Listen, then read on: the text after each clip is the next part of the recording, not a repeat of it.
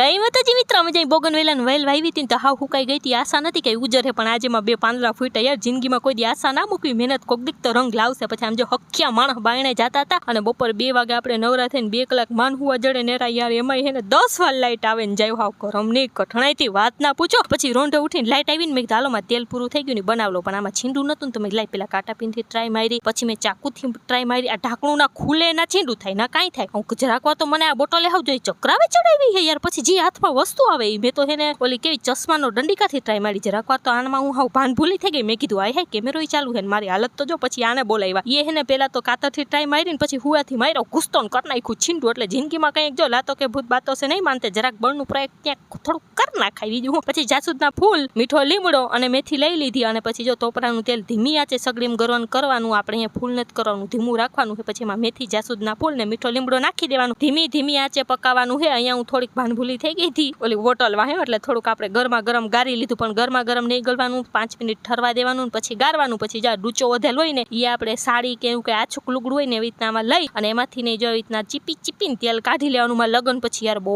વાળું થતા હતા, પછી થોડાક બચેલા હતા ને એ મારા આ તેલે બચાવ્યા યાર. પછી જો શેમ્પુ બોટલ હતી ને એમાં ભરી લીધી. અને આ મારું હોમમેડ હેર ઓઇલ છે. હું કેટલા ટાઈમથી આમાં લગનના 2 વર્ષથી યુઝ કરું હું, મને ફાયદો કરે છે. બાકી તમારે કોઈને ટ્રાય કરવી હોય તો કરજો. અને આમ જો આ ઘરેલું આઈડિયા જોતા હોય ને મારા વિડીયો તમને ગમતા હોય તો લાઈક અને સબસ્ક્રાઇબ કરવાનું ના ભૂલતા.